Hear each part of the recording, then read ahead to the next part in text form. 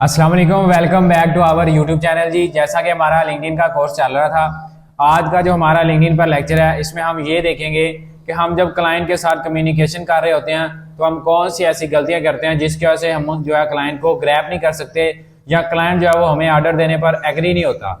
आज के लेक्चर में हम वो प्रो टिप्स सीखेंगे किसकी, कम्युनिकेशन स्किल की, क्योंकि कम्युनिकेशन स्किल जो है वो बहुत इंपॉर्टेंट चीज़ है आपके किसी भी क्लाइंट के साथ बात करने के लिए, या आप किसी को भी हैंडल कर रहे हैं, एडमिन है या क्लाइंट है, उसको हैंडल करने के लिए कम्युनिकेशन स्किल जो है वो बहुत बड़ा एक फैक्टर है।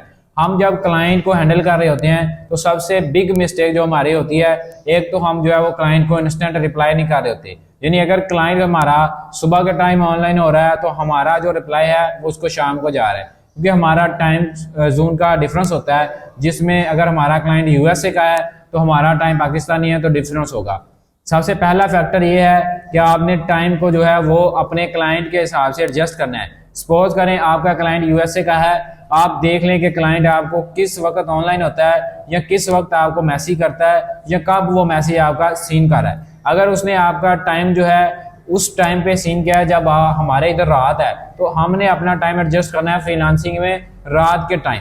इसी वजह से अगर आपका क्लाइंट यूक्रेन का है तो आप ये देख सकते हैं कि यूक्रेन का क्या टाइम है। यानी सबसे पहला फैक्टर जो है वो आपका टाइम मैनेजमेंट है। यानी आपने जो है वो क्लाइंट के अकॉर्डिंग अपने टाइम को क्या करना है, मैनेज करना है।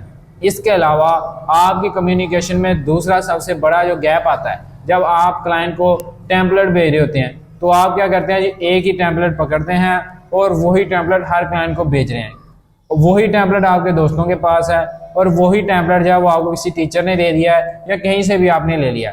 अब देखें, आप जैसे ही एसईओ का वर्ड सर्च करते हैं जब आप क्लाइंट हंटिंग कर रहे हैं तो वहां पर क्या होता है जी, बहुत सारे बंदे जो हैं वो आपको सेम आते हैं। यानी आपकी आईडी पे भी वही पर्सन शो हो रहे होते हैं और किसी की आईडी पर भी वही पर्सन शो हो रहे होते हैं। इससे क्या होगा, आपका टेम्पलेट अगर किसी के साथ भी सेम होता है और वो भी टेम्पलेट भेज रहा है तो आप भी भेज रहे हैं, इसका मतलब है कि आप भी उन्हीं क्लाइंट्स को भेज रहे हैं जिन क्लाइंट्स को वो भेज रहा है। तो इससे कम्युनिकेशन में बहुत गैप आ जाएगा। वो समझेगा कि ये कोई एक जाल निकला है गेस्ट पोस्टिंग का जो सबको टेम्पलेट भेज रहा है। आपने अपने वर्क को यूनिक करना है, यानी जिसे हम टेम्पलेट बोलते हैं, यानी वो पहला मैसेज या वो चीज जो हम अपने क्लाइंट को कन्विंस करने के लिए यूज करते हैं, वो मैसेज आपका यूनिक होना चाहिए, जिसमें सबसे पहले आपके क्लाइंट का नाम होना बहुत जरूरी है और उसकी प्रोफाइल यानी उसके बारे में लिखा होना बहुत जरूरी है कि आपने उसके बारे में क्या जानते हैं या उसकी प्रोफाइल को आपने विजिट किया।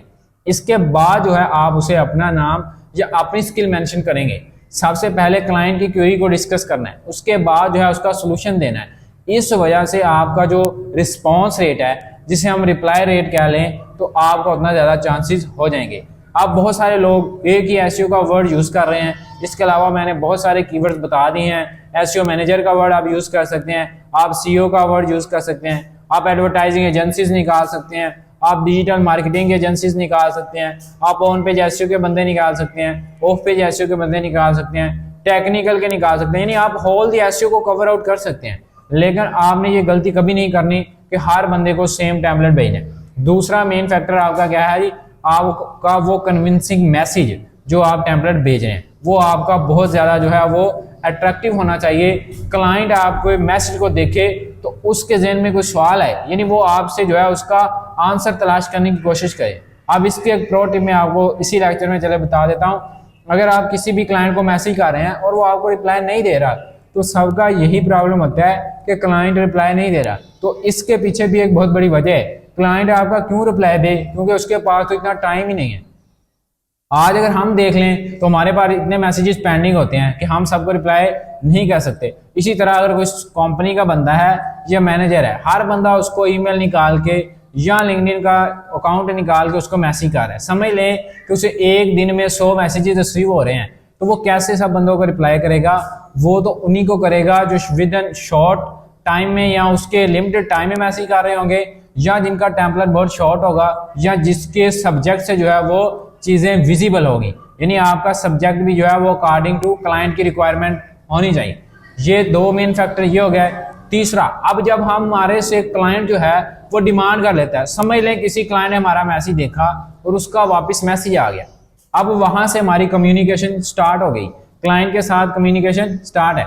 अब आपने क्या किया जी, क्लाइंट ने मांग ली, सपोज करें मुझे साइट चाहिए जी 1000 ट्रैफिक हो और 20 उसका डीए हो।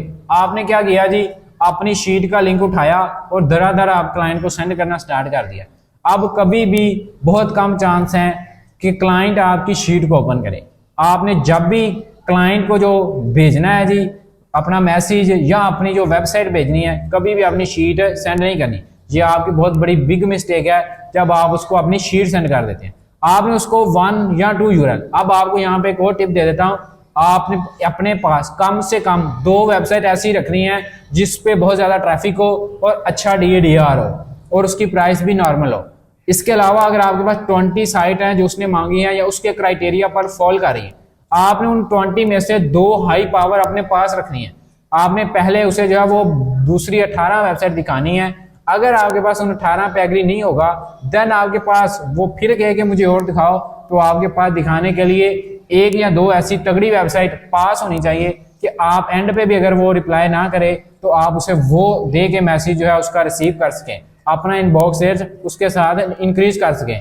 यानी इससे भी आपका क्लाइंट जो है वो आपके साथ एग्री हो जाएगा और आपको ऑर्डर दे देगा।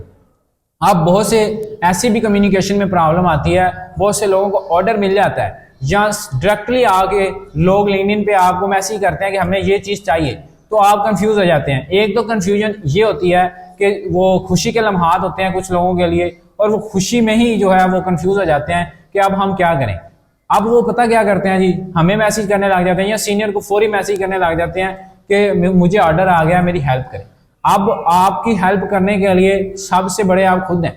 अगर आपके पास गूगल है, आपके पास यूट्यूब अवेलेबल है, आपके पास ईच एंड एवरीथिंग है, समझ लें। और आपको सिर्फ उन चीजों को चलाना आना चाहिए। अगर आपको गूगल या यूट्यूब को चलाना या उनको यूज करना नहीं ना आ रहा, अपनी क्वेरी को, अपनी प्रॉब्लम को, या फेसबुक पे बहुत सारे ग्रुप्स बने हैं जिनमें आप क्वेश्चन आंसर सेशन कर सकते हैं। आपको बहुत सारी चीजें जो है वो वहां से मिल जाती हैं, या बहुत सारे लोगों ने उस पर ऑलरेडी कंटेंट अपलोड किया होता है। बजाय कि हम किसी का इंतजार करें उसके मैसेज के वापस आने का, तो हमें सबसे पहला स्टेप ये लेना होता है कि कम्युनिकेशन में जब आपका ऑर्डर प्रोसेस हो गया, यानी आपको ऑर्डर मिल गया, आपने सिंपल क्या करना है, वो वेबसाइट अगर आपके पास थी तो इट्स वेल एंड गुड। अगर आपके पास वो वेबसाइट नहीं थी तो आपने सबसे पहला स्टेप जो है वो खुद आउटरीच का यूज करना है। यानी उस वेबसाइट के एडमिन को आपने फौरी मैसेज कर देना। बेशक आपको वो फेसबुक पे $10 में मिल रही है, 20 में मिल रही है, लेकिन आपको उसकी एडमिन प्राइस पता हो, पता लग जाए कि इसकी प्राइस क्या है। अगर आपकी उसी प्राइस में आपको फेसबुक से या व्हाट्सएप से मिल रही हो और उसी प्राइस पे आपको एडमिन दे रहा हो, तो आपने कभी भी जो है वो लिंक रीसेलर को नहीं देना। आपने डायरेक्ट एडमिन को देना है कि मेरा ऑर्डर प्रोसेस करो। इससे पता क्या होगा, जब आप किसी भी रीसेलर को अपना लिंक देते हैं तो चांसेस बढ़ जाते हैं कि आपके साथ स्कैम हो जाए। स्कैम इस तरह नहीं होगा, आपको ऑर्डर भी लग जाएगा, सब कुछ हो जाएगा। अब जो पाकिस्तानी रीसेलर है ना, 1000 के पीछे, 2000 के पीछे, वो इतने कंजूस हो जाते हैं या अपने पैसे जो है वो हराम कर लेते हैं। यानी वो एडमिन को पैसे ही नहीं देते। आपको लिंक ले दिया, अब एडमिन जो है वो 7 दिन तक आपका लिंक रिमूव नहीं करेगा। 7 दिन निकल गए, क्लाइंट को आपने लिंक दे दिया, क्लाइंट ने आपको पे कर दिए, आपने उस रीसेलर को दे दिए, लेकिन बात कहाँ पे आ गई, 7 दिन के बाद एडमिन जो है वो लिंक रिमूव कर देगा। कसूर आपका नहीं है, कसूर आपके उस रीसेलर का है। अब उस रीसेलर की वजह से आपका क्लाइंट जो है वो आपसे भाग रहा है, समझ लें। इस वजह से क्योंकि उसका लिंक रिमूव हो गया है, और जिस क्लाइंट का एक दफा लिंक रिमूव हो जाए वो ये समझता है कि ये बंदा प्रोफेशनल नहीं है, मुझे इसके साथ आइंदा काम नहीं करना। दोबारा उसका ट्रस्ट जो है वो जीतने के लिए आपको बहुत टाइम लगेगा। यानी इसलिए आपने जब भी रीसेलर के साथ काम करना है तो तब भी आपने एक गैप जो है वो इस तरह का रखना है कि आपको पीछे पता हो कि एडमिन की प्राइस क्या। अगर बहुत ज्यादा एडमिन की प्राइस है, देन आप ऑथर पोस्ट रीसेलर से दे रहे हैं तो इट्स ओके।